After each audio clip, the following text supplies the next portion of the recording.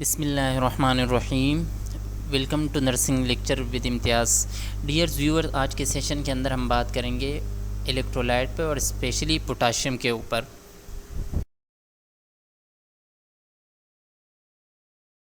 इसके ऑब्जेक्टिव होंगे कि पोटाशियम क्या है, पोटाशियम का रोल क्या है ह्यूमन बॉडी के अंदर, इसके अलावा नॉर्मल रेंज क्या होती है पोटाशियम की, और इसके अलावा कौन सी कंडीशन ऐसी है जो पोटाशियम के लेवल को बढ़ाते हैं, मींस के विच काज हाइपर कैल्सीमिया, और ऐसी कौन सी कंडीशन है विच काज हाइपो कैल्सीमिया। इसके अलावा हम ट्रीटमेंट के ऊपर भी बात करेंगे, हाइपर एंड हाइपो कैल्सीमिया की ट्रीटमेंट क्या है,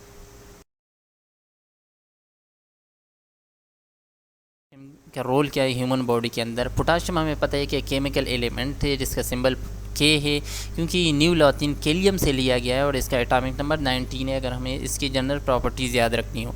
पोटाशियम इसके अलावा मिनरल है that your body need to work properly, ये हमारे बॉडी के एक इम्पॉर्टेंट इलेक्ट्रोलाइट है। इसका काम होता है बॉडी के अंदर नर्व फंक्शन के अंदर और मसल कंट्रैक्शन के अंदर, इसका इम्पोर्टेंट रोल होता है पोटाशियम का। इसके अलावा हार्ट बीट को रेगुलर रखने में, यानी हार्ट के मसल की कंट्रैक्शन और हार्ट बीट को रेगुलर रखने में पोटाशियम का इम्पोर्टेंट रोल होता है। इसके अलावा it also help move nutrient into the cell and waste product out of the cell, यानी सेल के अंदर जो प्रोडक्ट जा रहे हैं न्यूट्रिशन जा रही है और सेल से आउट जो वेस्ट प्रोडक्ट जा रहे हैं उसमें भी पोटाशियम का रोल होता है। इसके अलावा डाइट रिच इन पोटाशियम, अगर हम रिच डाइट लेते हैं, ऐसे डाइट लेते हैं जिसके अंदर पोटाशियम की तादाद ज़्यादा हो, तो वो जो सोडियम के हार्मफुल इफेक्ट होते हैं जैसे ब्लड प्रेशर के ऊपर, उसको भी कम कर देते हैं। इसके अलावा ये मेजर इंट्रासेलुलर केट आयन है, यानी पॉजिटिव चार्ज आयन है जिसके सेल के अंदर इसकी क्वांटिटी ज़्यादा होती है एज़ कम्पेयर टू सेल के बाहर, यानी इंट्रा सेलुलर केट आयन है। इसके अलावा regulated by sodium potassium ATPase, जो सोडियम पोटाशियम पंप है वो इसके लेवल को रेगुलेट कर रहा होता है सेल के अंदर। बात करें पोटाशियम की, तो नॉर्मल लेवल पोटाशियम की 3.6 से लेके 5.2 मिलीमोल पर लीटर है।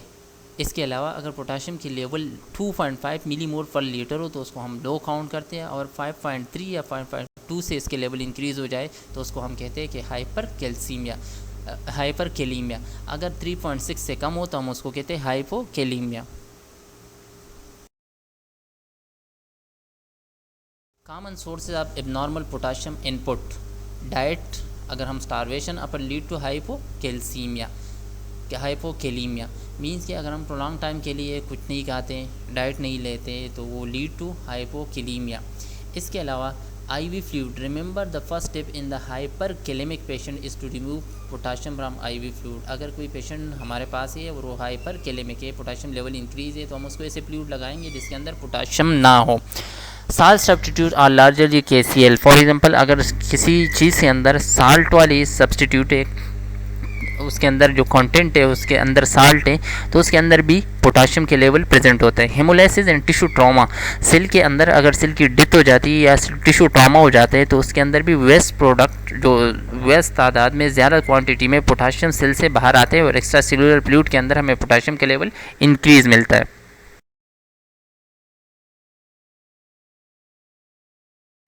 कॉमन सोर्स की अगर हम बात करें एबनॉर्मल पोटाशियम आउटपुट की, तो renal insufficiency including pre renal, the ability to excrete drop in a proportion with fall in GFR। इसके अलावा जो मिनरलोकॉर्टिकॉइड हार्मोन है उसके इम्बेलेंस की वजह से भी पोटाशियम की वेस्टिंग हो जाती है। इसके अलावा हाइपर एल्डोस्टेरोनिज्म, एल्डोस्टेरोन हार्मोन की सिक्रेशन ज़्यादा हो जाती है, या बर्टर सिंड्रोम के अंदर भी पोटाशियम के लेवल अल्टर हो जाते हैं। पोटाशियम रिटेंशन इन एडिसन डिजीज़ हो तो उसके अंदर पोटाशियम की रिटेंशन होती है, या कंजेनाइटल एडेनोइड हाइपरप्लेजिया जिसको हो तो उसके अंदर भी पोटाशियम के लेवल के ऊपर इफेक्ट होता है। इसके अलावा increase distal sodium delivery, diuretics, obstructive uropathy after relief of obstruction, osmotic diuresis, diabetes mellitus, urea, non oliguric acute renal failure, type 2 proximal RTA volume expansion, ये वो कंडीशन है जिसके अंदर पोटाशियम के आउटपुट के ऊपर इफेक्ट पड़ता है।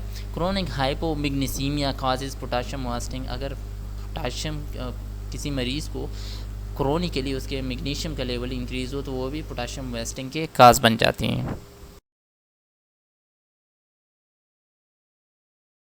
Common sources of abnormal potassium output की अगर हम बात करें तो जीआई लॉस, डायरिया जिसको हो जाती है, एमएसएस वोमिटिंग हो जाती है, इंजिसक्शन हम कर रहे होते हैं, इलियोस्टोमी ड्रेनेज, एटीसी, ये वो कंडीशन है जिसके अंदर पोटाशियम की आउटपुट हो जाती है, यानी abnormal output. Alteration in serum potassium unrelated to intake output are the result of rapid changes in pH. अगर इनटेक आउटपुट किसी पेशेंट का सही हो और इसके अलावा उसके पोटाशियम लेवल के अंदर चेंजेस आ जाती है तो वो पीएच की वजह से भी हो सकती है, क्योंकि alkalosis drive potassium into cell. अगर मरीज़ अल्कलोसिस कंडीशन के अंदर है तो उसके पोटाशियम सेल के अंदर ड्राइव हो जाते हैं, सेल के अंदर एंटर हो जाते हैं। Acidosis pull out potassium of the cell. अगर एसिडोसिस कंडीशन हो तो उसके अंदर पोटाशियम सेल से बाहर होता है। In general a 0.1 unit change in pH yield 0.6 MEQ for liter change in serum potassium. ये वो रेंज है कि अगर 0.1 यूनिट पीएच के अंदर चेंजेस आ जाती है तो वो 0.6 MEQ पर लीटर पोटाशियम के लेवल के अंदर भी चेंजेस लेकर आती है। इसके अलावा if pH repeatedly rise from 7.2 to 7.4 serum potassium will decrease। अगर pH इंक्रीज़ हो जाते हैं, मीन के पेशेंट अल्कलोसिस कंडीशन की तरफ जा रहा होता है तो उसके पोटाशियम लेवल डिक्रीज़ हो जाती है।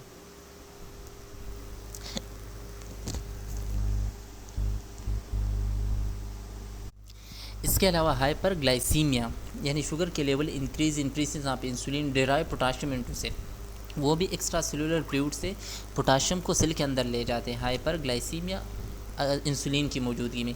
Ivy solution with hypertonic dextrose अगर हम किसी को दे देते हैं कैन प्रोड्यूस हाइपोकिलीमिया, ये भी हाइपोकिलीमिया खास करते हैं, मीन्स के एक्स्ट्रा सेलुलर फ्लूइड से पोटाशियम सेल के अंदर दाखिल हो जाते हैं। इंसुलिन इन आईवी फ्लूइड फ्रॉफ ओनली लोअर सीरम पोटाशियम, और इंसुलिन हमें पता है कि वो पोटाशियम को सेल के अंदर ले जाते हैं। अगर हम किसी मरीज़ को आईवी फ्लूइड देते हैं और उसमें इंसुलिन हो तो उसके भी पोटाशियम लेवल डिक्रीज़ हो जाते हैं, क्योंकि एक्स्ट्रा सेलुलर फ्लूइड से पोटाशियम सेल के अंदर दाखिल हो जाते हैं। इसके अलावा अगर हमें पोटाशियम के लेवल के रिज़ल्ट पे डाउट हो, रिज़ल्ट सही ना आए, तो वो दो केसेस के अंदर too high haemolysis of sample clot हो गया, polycythaemia, blood drawn through less than or equal to 21 gauge needle, या हमारे सिंपलिंग का तरीका सही नहीं है, या सिंपल हेमोलाइसिस हो गया। इसके अलावा too low dilution sampling through a line hep lock etc, या मरीज़ को 3 वे लगा हुआ है और हमने उसमें से सिंपल लिया, या कोई लाइन लगी हुई है उसमें से हमने सिंपल ड्रॉ किया, तो उसके पोटाशियम की लेवल हमें लो मिलेगी। हाइपोकिलीमिया को हम डायग्नोज कैसे करते हैं? साइन एंड सिम्टम पे, मस्कुलोस्केलेटल सिस्टम के अंदर weakness, cramp, paraesthesia, paralysis, GI system के अंदर उसको nausea, anorexia, vomiting, diarrhoea, central nervous system के अंदर lethargic, confusion, physical finding, hyporeflexia, उसके रिफ्लेक्सेस कम हो जाते हैं। लैब फेंडिंग के अंदर हम low urine specific gravity, urine की जो स्पेसिफिक ग्रेविटी है वो लो होती है। इसके अलावा सीरम पोटाशियम की लेवल 3.5 MEQ पर लीटर उससे भी कम होती है, तो रिक्वायर्ड थेरेपी उसको ट्रीटमेंट की नीड होती है।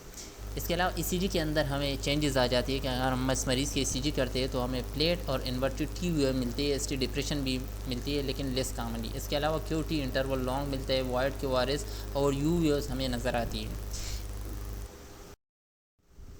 कि ईसीजी है जिसके अंदर हाइपोकिलीमिया के चेंजेस हैं और हाइपरकिलीमिया दोनों की। जो सबसे टॉप वाला है दिस इज़ नॉर्मल, जो सेकंड पे है दिस इज़ हाइपोकिलीमिया, और जो थर्ड नंबर पे है जो सबसे बॉटम पे इसको हम कहते हैं दिस इज़ हाइपरकिलीमिया के ईसीजी के चेंजेस है।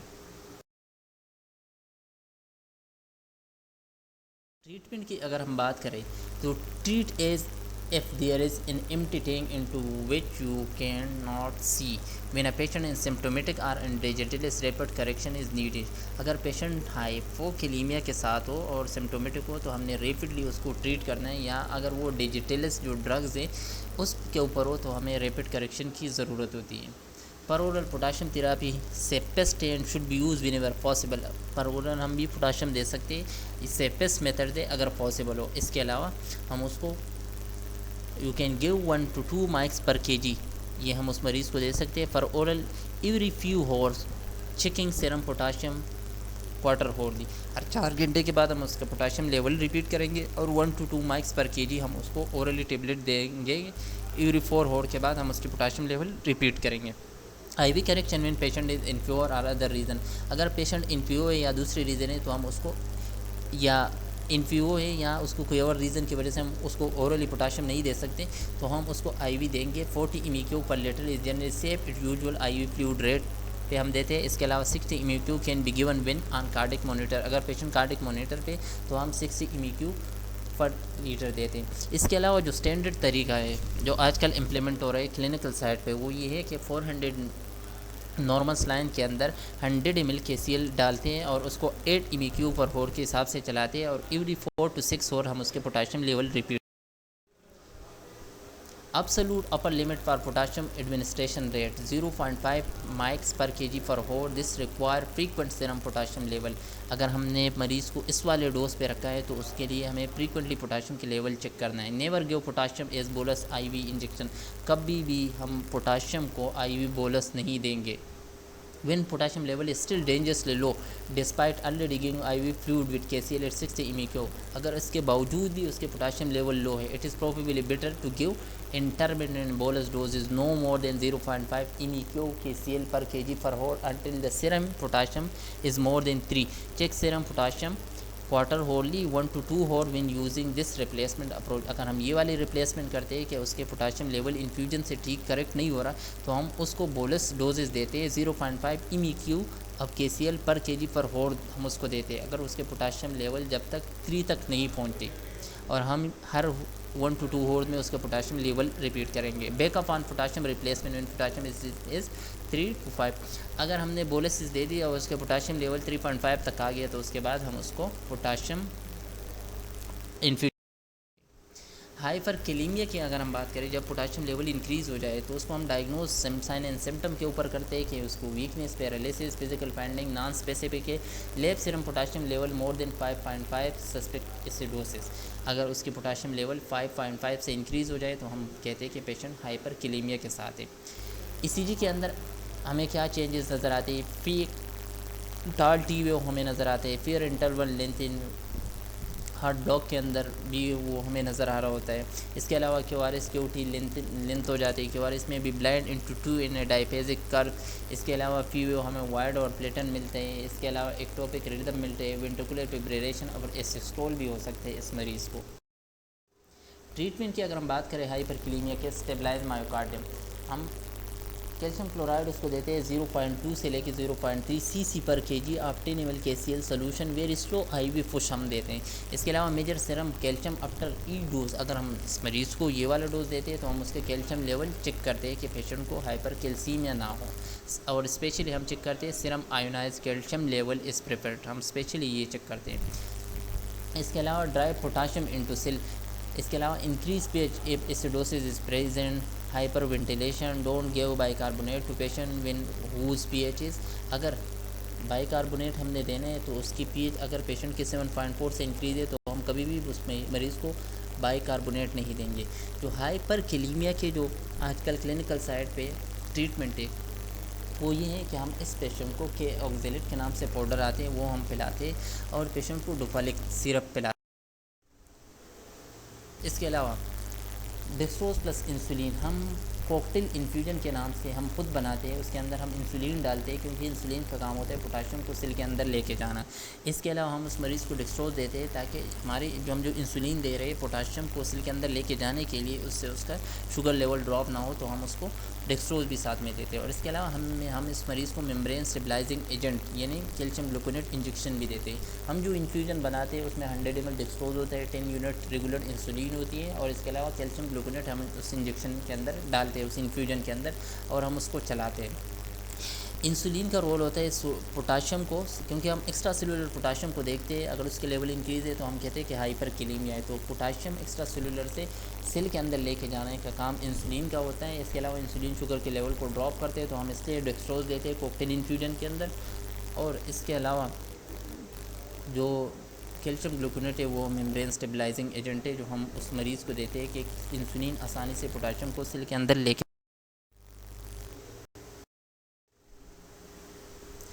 इसके अलावा अगर पॉसिबल हो तो हम हेमोडायलिसिस पे या पेरिटोनियम डायलिसिस पे या एक्सचेंज ट्रांसफ्यूजन पे जाते हैं। न्यूनियट के अंदर ये ज़्यादातर होता है यूजिंग वॉश और यूरिफ्रेश RBC or suspended in 5% albumin or fresh frozen plasma or saline, ये ट्रीटमेंट है, ये न्यूनियट के अंदर होता है।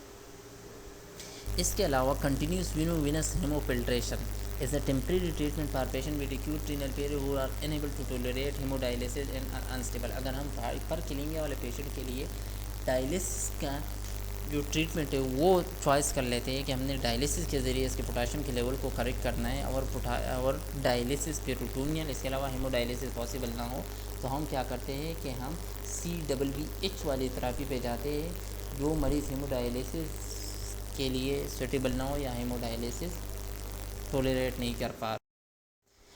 Thank you for watching.